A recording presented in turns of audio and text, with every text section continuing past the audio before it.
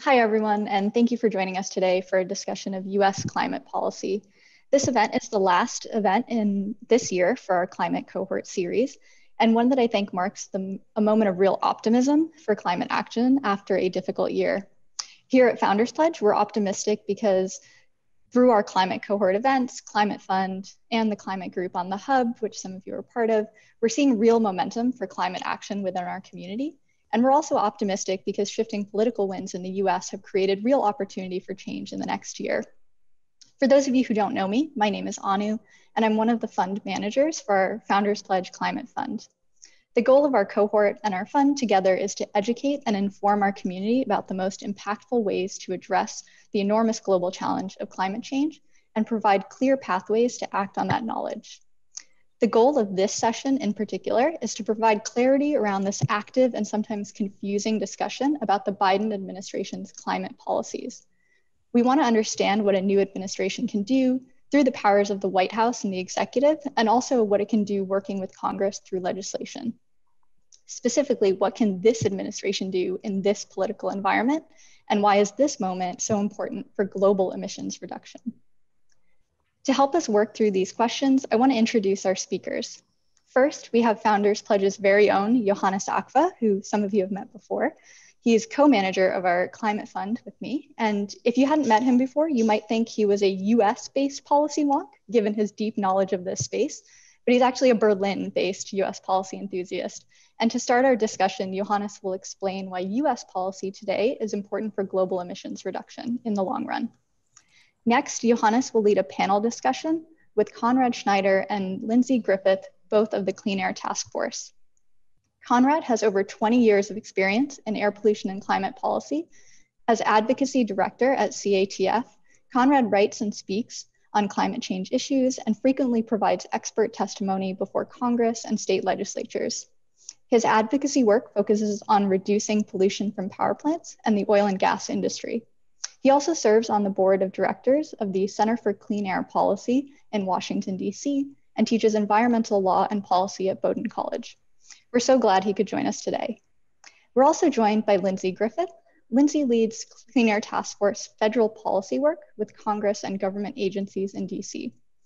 Prior to joining CATF, Lindsey was a policy advisor to Senator Edward Markey, a name you might recognize from the landmark Waxman-Markey climate and energy bill in the Obama era. Her work included developing legislation on clean energy standards, green finance, taxation and banking, and energy innovation for buildings, industry, transportation, and the power sector. That is to say, she's looked at this challenge of emissions reduction through a policy lens from a number of different angles, and we're excited to have her perspective in our discussion today. Before we dive in, I know that policy is an incredibly broad term. So we'd like to get a read on the room with a quick poll asking how familiar are you with the ins and outs of US climate policy? To calibrate what we mean, we'd say basic knowledge means you read mainstream news about the election and perhaps read a few articles about climate policy. If you're on this side of the scale, you might be familiar with the broader US climate debate, but haven't got into the weeds.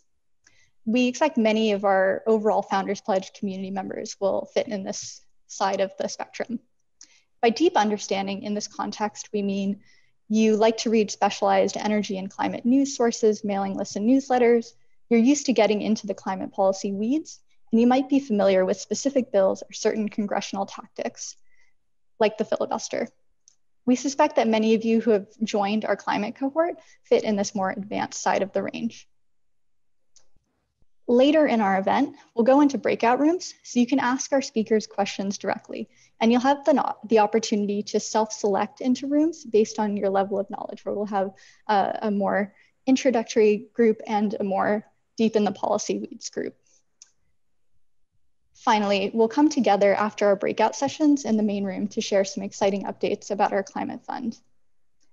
While we wrap up the poll, just a couple of quick logistics. If you could keep your cameras on during the event, that would be great. We'd love for you all to see each other and get to know one another in our events, and particularly in the breakout sessions, which will be led by our participants. The main portion of the event with our speakers and our panel discussion will be recorded, just so you know, but the breakout discussion will not be recorded. We'll have ample time for Q&A during the breakout sessions, but if you have any questions during Johannes's presentation or the fireside discussion, or if we use any jargon you're not familiar with, acronyms, things like that, please let us know in the chat in Zoom. And now I'll hand it over to Johannes to kick off our discussion. Welcome, everyone. Almost feels like an early Christmas for me. I feel like I'm incredibly blessed to be able to interview two top experts today on US climate policy. And in that spirit, I'll keep my presentation very short because you're not here for me. I'll just want to, guys, just use to set the context very, very quickly. Next slide.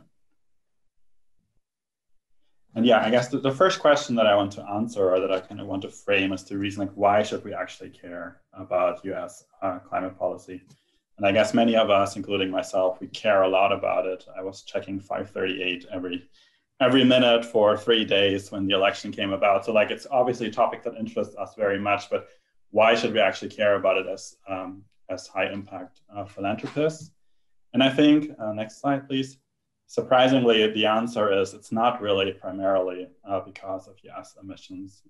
And that is because, as you can see on the left graph, the share of US emissions in global emissions is kind of going down, and it's going to continue to go down. So right now it's about 15%, and I think it's reasonable to expect that it will be declined to something like half of that or so by the middle of the century. And the reason for that is what you can see on the right-hand side graph, that already, even though Americans do emit a lot per capita, the trend is going down, and it's going to continue to go down, whereas like many other parts of developing Asia in particular, and maybe going forward also sub-Saharan Africa, energy demand and emissions will increase strongly. Crucially, this doesn't mean that Americans or people in the West in general have like an outsized responsibility for emissions. That's not what this is about. But this is just to say, okay, yes, emissions are important, but they're already going down, and actually they're just one of the reasons we should care about it, about US climate policy, and actually not the primary one. Next slide, please. And that's because the US can do so much more, as all countries can do so much more in terms of the international effects that US policy can have. And that these are, I think, broadly fall into two categories. One is international climate policy leadership, which I think we know from the Obama era. The Paris Agreement, was created with lots of leadership by the US and other countries. There was lots of bilateral climate cooperation between US and China. So this is obviously like really important lever where a US presidency can make a big difference. And then, of course, sorry, please back, sorry. And then, of course, there's another lever, which is energy innovation, which we talked about a lot already in this cohort. But in principle, the basic idea, the very best policies pursued in the US in terms of reducing domestic emissions, or even focused at reducing global emissions, are really can really have an impact much beyond local emissions. So enabling global decarbonization progress through driving down the cost of technology through domestic action. And this is really important. Next slide.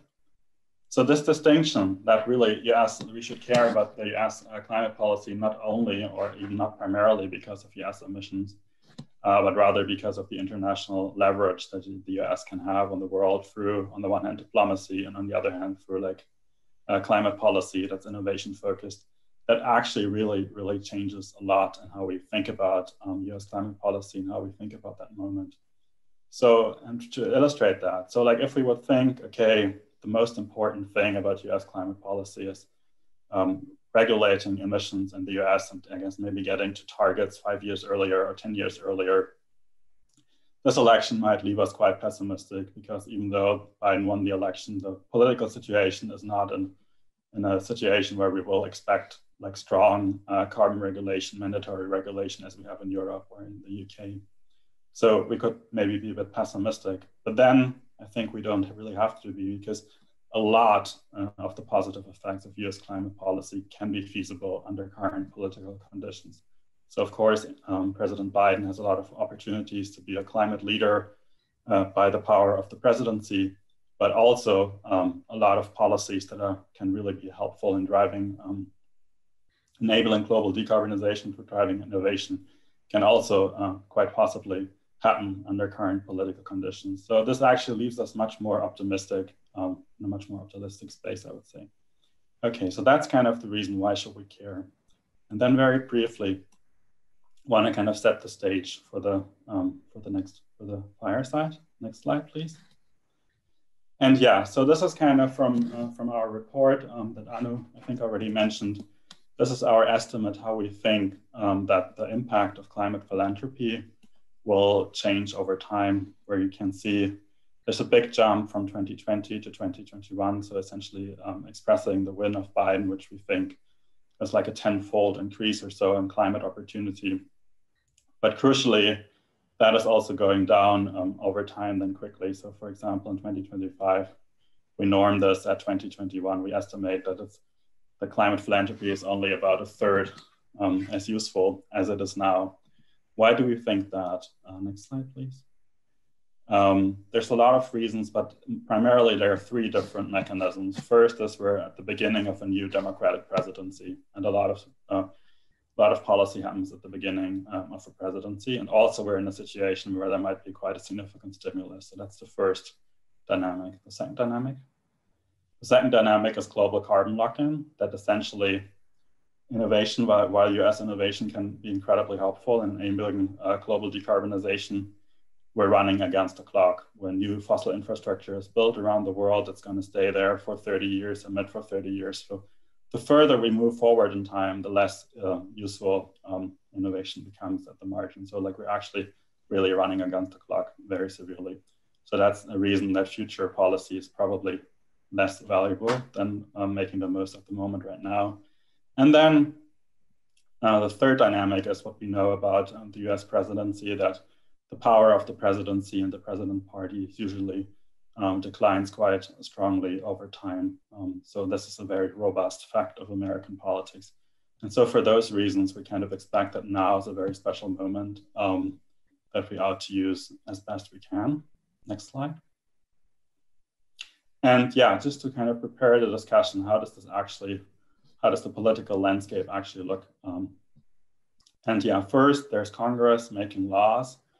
And there, as I think many of you know, the result, who controls the government, depends on the elections in Georgia on January 5th. And there are essentially two outcomes. Republicans are favored to win at least, or when Republicans win at least one of them, then the Republicans will maintain control of the Senate. And then in this case, Mitch McConnell, the Republican Senate Majority Leader, can either be very obstructionist, as he used to be in the early Obama years, or he can be more cooperative. And this will, of course, improve the situation. So these are kind of the most likely scenarios. We think together there are about 85% or so of possible outcomes, future outcomes. Then, of course, there's also the case that Democrats win both races in Georgia, in which case they would take majority of the Senate, in which case they would achieve a trifecta, controlling all three branches of the government, all three branches of the legislative process. So both the presidency, the House, and the Senate, and that would obviously allow a lot more political progress on climate. So these are kind of the different scenarios we're going to talk about in the fireside. And then apart from that, there's also the power that Biden has through the executive to directly controlling the government. On the one hand, that's regular work of federal agencies, government programs, etc.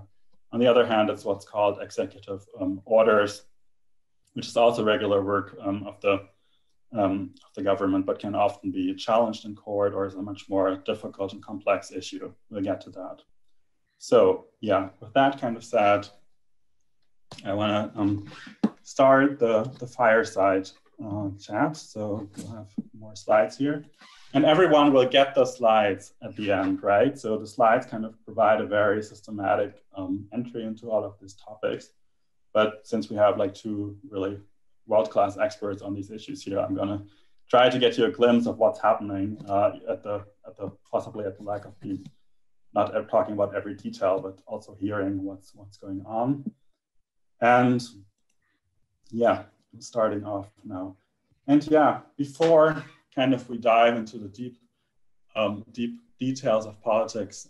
Conrad, I want to ask you kind of to give us a perspective on like what is actually valuable, or how do you think about what's like currently on the plate in terms of like policy options?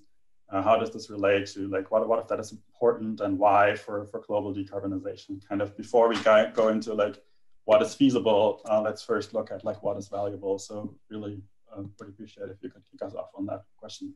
Sure. If we have great ambition, you know, what we would love to see is both a climate policy, and that could be an emissions policy directly, it could be a carbon tax, it could be some sort of performance standards that cover one or more of the important emitting sectors of the economy, and then to create the technology that we need to actually decarbonize. We would want to see innovation policies to lower the cost of those solutions and make them affordable and therefore more politically feasible to be able to diffuse throughout the economy.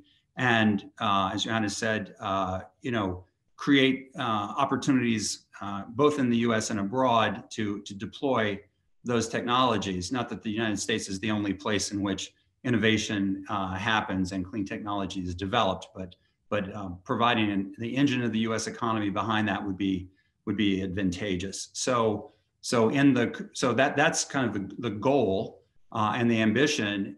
So where do we find ourselves now with the election and the control of at least the Senate and therefore Congress still in uncertain? We're planning for different scenarios, and what we can say confidently is that the U.S. under President Biden will rejoin the community of nations who care about climate and make it a priority. And just, you know, you've experienced what the lack of that has meant over the last 4 years. In fact, someone who was in the presidency was actively working to undermine those international agreements and action by other nations, giving aid and comfort to opponents of those actions throughout the world. That will now be reversed. And so the United States will rejoin Europe and other areas, you know, in the vanguard of global leadership on climate, which hopefully will be helpful. You know, there are opportunities, regardless of the outcome of the Georgia elections, to make progress. Greater possibility under Democratic control, but nevertheless, great opportunity even under divided government. Because the United States is experiencing a recession, and this may get worse, that is both a help and a prompt and also a brake on possible action, right? On the one hand, to the extent that climate policy and action is seen as retarding economic growth, it can be difficult, and it can be difficult for an administration to move forward, particularly at the beginning, on aggressive actions. The Obama administration actually experienced exactly this back in 2009, and was reluctant to move aggressively on climate at that time due to that economic downturn. But the other side of that, and that we experienced this also under Obama, was the idea of stimulus, the idea of investing in the economy and clean energy as a way to stimulate economic growth and recovery. So it's both of those things are in play here. And so in Congress, we see the possibility of an infrastructure package or a stimulus package of legislation that would include clean energy innovation. It might be larger under Democratic control of the Senate.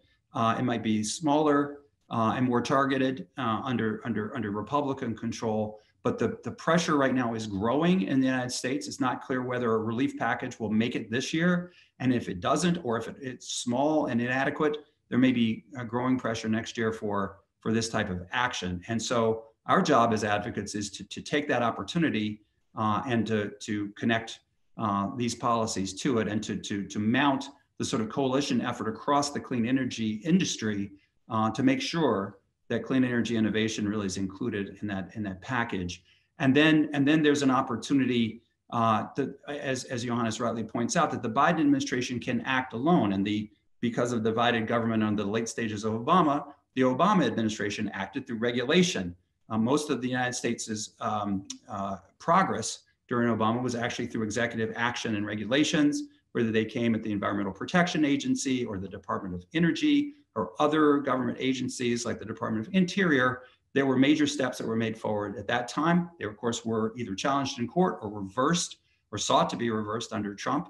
But those opportunities exist under a new Biden administration, including greenhouse gas regulations on fossil power plants, on vehicles of all sizes and classes, and also an immediate opportunity to stem the leaks and emissions of methane from the oil and gas industry. Those are at the top of the list of the regulatory actions in Biden's Clean Energy and Environmental Justice Plan. That was his platform that he ran on. And we see a consistent message from the Biden transition team that they're committed to these actions. A major but little publicized priority in that plan includes the use of the procurement power of the federal purse in purchasing clean energy and vehicles and manufactured goods. The US government is an enormous consumer. And if it decides to buy clean, as it were, it can drive the supply chain in a cleaner way. That supply chain, once cleaned up for the government, can provide clean products and energy for the rest of the sector. And there seems to be a commitment to harnessing that. And we're engaged with the transition team on that as well, as we are on the EPA. One thing that we didn't hear about Lindsey's bio is that she joined Senator Markey's staff from the Department of Energy. So later she'll talk about what can be done through the Department of Energy in terms of investing both current money that's appropriated to advance clean energy innovation, but also what the possibility would be through these infrastructure and stimulus bills to increase that amount and increase that investment, and that is possible. And so a Biden Department of Energy that's reoriented to decarbonization as its mission could be a very powerful force as well. And we can actually try to put some dollar figures and things like that on that as we go along. Yeah, thank you, Conrad. These were answers to my first two questions, actually, in one question.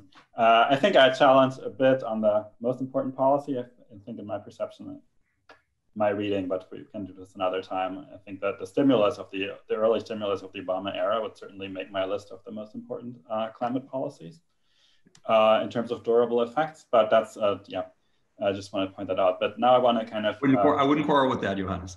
Okay, cool. Yeah, I want to kind of, well, get the stage to Lindsey. And yeah, my first question was to ask you about the how you perceive this moment, but Conrad has kind of almost answered that question. So I'm gonna jump to the legislative agenda, to the different scenarios there, and want to start with, I guess, what's the mostly likely case, and what that is. Actually, I think the next slide would fit better.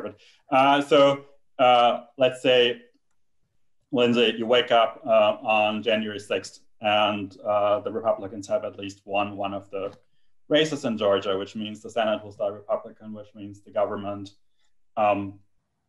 will be divided. And in that scenario, what do you expect kind of to be the main items on the agenda? What do you think you'll work on, and how does this depend on what McConnell in this situation decides to do?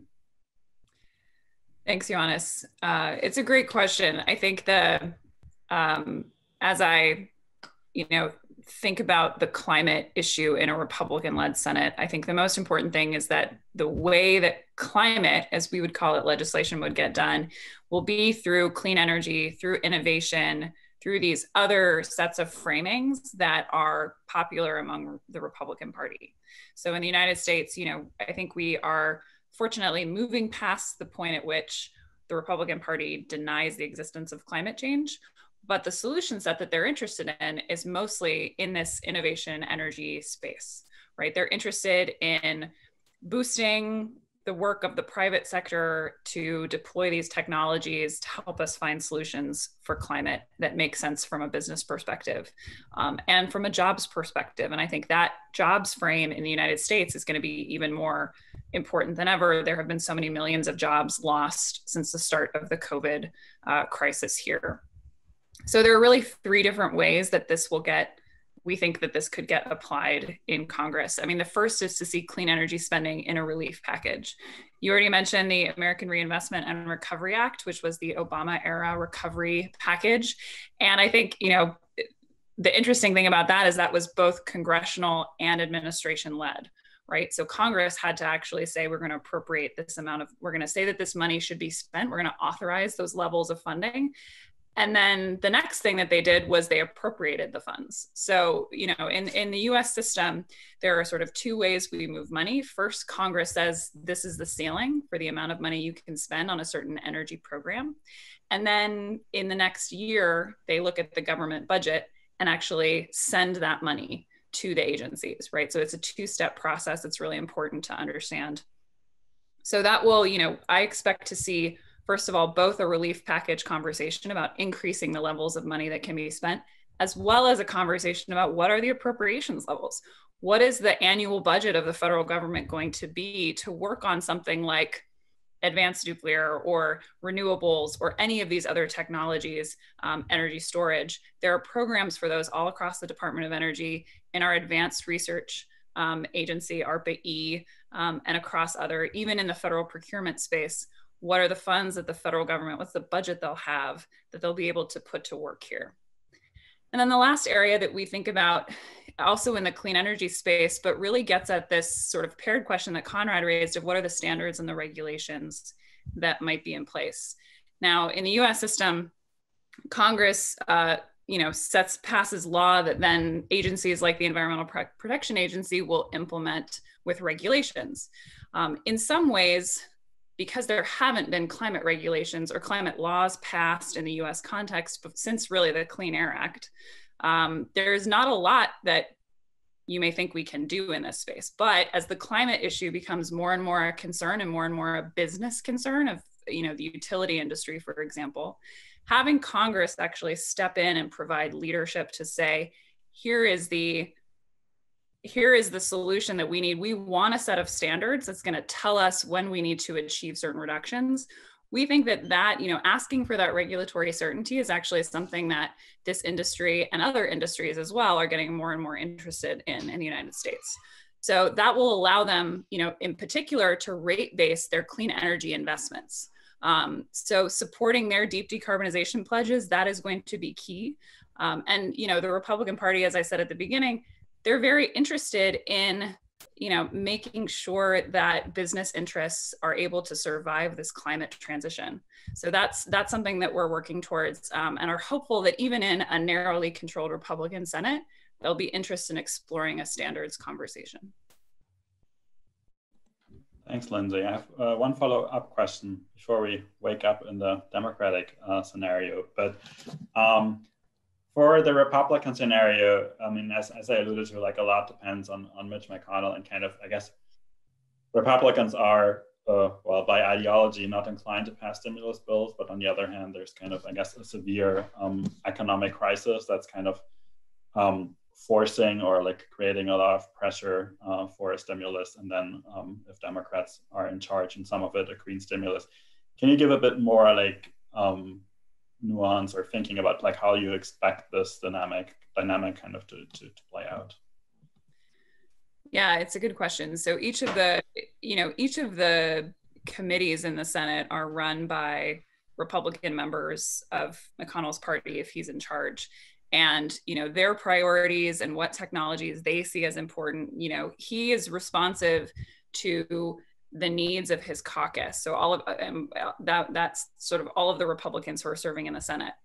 So we think by making the case on clean energy, and particular clean energy jobs, and as part of an economic recovery, to enough of those senior members of the Republican Party, that there will be, if a majority of them want to see investment in these technologies, you're going to move their leader, you're going to move Mitch McConnell to including those things in a stimulus proposal. We've run up against this year, while there have been relief bills, there hasn't been a lot of interest in having clean energy be a big portion of that, because there's actually been a separate clean energy bill that's moving through Congress.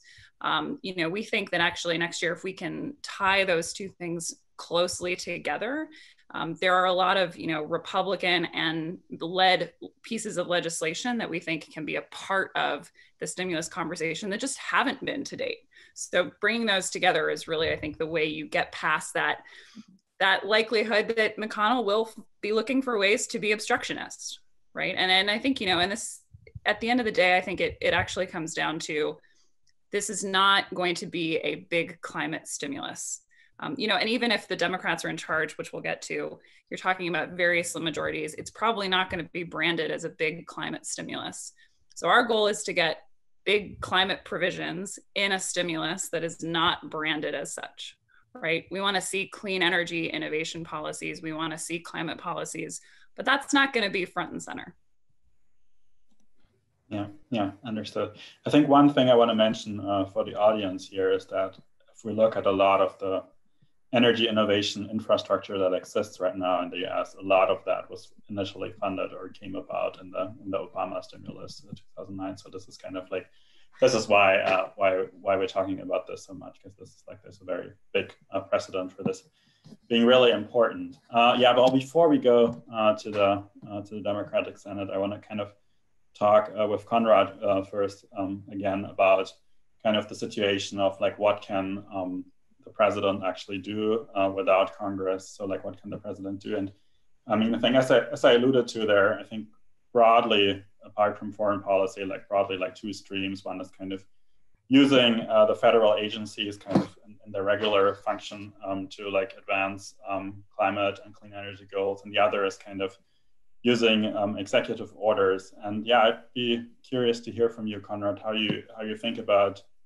that menu, how you think about what the Biden, or I guess first describe a bit what the Biden administration is planning on that, where you think they could do more, et cetera, and how you see the strengths and weaknesses of both, I think, regular work, so to say, of the government, and executive orders that are more powerful, but also more open to challenge. So we have a good clue about what's going to happen, because there's a very detailed plan that Biden released during the campaign. It was a unity plan that was negotiated between the centrist Democrats and the progressive Democrats. They called it, the precursor to this was called the Biden-Sanders unity plan, but then it became the Biden, the energy part of it became the Biden Clean Energy and Environmental Justice platform or plan. And it's quite detailed. It has a number of different things, and I would urge people to take a look at it. It's probably the best clean energy and climate plan that any president has ever put out as part of a campaign. It's quite ambitious. It included, I think, $2 trillion as the talking point around a green stimulus. That's not going to happen, even under very tight control by Democrats, right? If it was 50-50 with Vice President Harris breaking the tie in the Senate, I don't think we're seeing a $2 trillion green stimulus package. I think that's Lindsey's point. But there's a number of things that can be done, and the blueprint or the prescription is there. And it'll start out very, very soon with a set of executive orders that will set the policy direction for the agencies that then follow. It's actually important under US law that those executive orders not be too prescriptive. We used very successfully in US courts, and in combating the Trump rules, the fact that they had told the agencies what to do in contradiction to the law, had told them as a policy matter what to do against the administration and courts. And that had a lot of traction in our cases in courts showing that. So we don't want the Biden administration to simply flip the script and make that same error. But it is important for them to set policy direction. And we are working with the transition team right now, and they've been very clear that they're putting the executive orders together, and they're asking us questions about it. We've requested many meetings with them, but actually we've had twice as many requests from them as we have made of them. They're coming to us for help, sort of filling in the details that were left a little vague in the plan. And those things include, for example, in fact, we just talked about a clean energy standard, right? That might have a life in Congress potentially if the industry bans it, right? Okay, yeah. Sorry. I'll have to cut you short here, Conrad. Sorry, because we only have I think 2 more minutes or so until we need to go into the breakouts, and we need to talk a little bit at least about the Democratic Senate. Sorry about that. The time is very short. So Lindsey, could you talk about that? Like, what would kind of change if you wake up on January 6th, the Democrats won both seats in Georgia and thereby have the trifecta? Like, what changes? How do you expect the policy agenda to change? How do you expect your work to change in that event? Sure. So it'll make a big difference on procedure. So with 51 votes and control of the Senate, there are things that you can do that, again, barely with 51 votes. There are special rules in place that if you're agreeing to a budget and passing the federal budget, which you would be in a stimulus context, then you can attach all sorts of things to that. And you only need 51 votes. Of course, they have to have implications for the budget. So that's a whole very detailed conversation we can have another time. But things like a clean energy standard that had implications for spending in the federal government context would be eligible to ride, as we would say, on that type of budget reconciliation policy. And with 51 votes, though, I just want to say a couple of things. I mean, first of all, the Democratic Party in the Senate is not the Democratic Party of, the Green New Deal. It's not the Democratic Party of my old boss. It spans a very wide political spectrum. So you have to, 51 votes would have to include very conservative Democrats, members that I don't think would be considered, liberals in many other political contexts other than the United States. So that's an important thing to remember. So there's a lot of, work that would need to be done to get, folks like West Virginia coal state Democrats on board, right, with clean energy standard. That said, I think as stimulus or infrastructure, there's broader agreement in the Democratic Party around spending. So a lot more spending, I think, is something we could expect with a 51 vote majority. And finally, moving things to passage would be significantly easier because you have agreement from the House and the administration and the Senate all together. So if you had bills that you wanted to move, there would probably be a sort of swifter process for that. Couple other things that aren't even on this slide: nominations. So getting the president's cabinet approved would be a lot easier. Having an EPA administrator approved would be a lot easier. And that will, of course, make a difference for their agenda. And then finally, setting the agenda in Congress. So hearings, witnesses, all of those, creating a record on climate change. There has yet to be a Senate to create a really strong record on the climate question. And that really would be a big difference if there was a 51 vote Democratic majority. Yeah, thank you. Thank you so much. And I think, that was really enlightening, I hope for all of us. But now we're kind of in the position that you can ask your own questions in the breakout rooms. When we move back to the main room, and I hope in the other breakout session, you also had an interesting discussion. And before we move on to our announcement, I wanted to say a big thank you to Conrad and Lindsey for joining us today for a really, really valuable discussion. I know I learned a lot, and I hope you did as well. Last but not least, I would like to make a big announcement about our climate fund. When we launched the fund in October, we made a commitment to our contributors to coordinate their generous donations and make meaningful contributions to time-sensitive opportunities. And we promised to move quickly when we identified levers for outsized impact. Our research over the last few weeks that Johannes discussed in his presentation has demonstrated that this is that moment. We came to this conclusion by, of course, we had a hunch, but we built out a quantitative model to understand the impact of climate philanthropy over the next 8 years. And of course, you can read more about that in our full-length report. But the outcomes suggested that this is really the time to act. And based on this research, we've decided to make our first round of grants from the Climate Fund. We will be granting $850,000 to the Clean Air Task Force for their advocacy work across neglected decarbonization approaches, such as carbon capture, advanced nuclear, and industrial decarb, some of which you heard about today. And we'll also be granting $400,000 to Carbon 180 for their advocacy work on ensuring support for carbon removal, the technology most in need of additional support based on a recent expert assessment. We'd like to thank everyone who has contributed to the fund so far for helping make this work possible. This is really our climate cohort and our Founders Pledge community in action, and we're so excited for this. yes, it is still possible to contribute to the Climate Fund, and we're just going to mention that. Though we don't think every individual should become a hyper time-sensitive donor and give reactively, because that's often suboptimal for individuals. We do think this is a unique moment and a feature of our Climate Fund to be able to seize these opportunities. Members can contribute by emailing funds@founderspledge.com or speaking to their research advisor or contacting me. So if you have flexibility in the timing of your giving, we encourage you to give now to the Climate Fund. That's all of our planned programming for today. Please feel free to stick around for a few minutes. Our speakers will be here with us for about 15 more minutes. If you have any other questions, we can keep this really interesting discussion going. And with that, thank you for joining us today.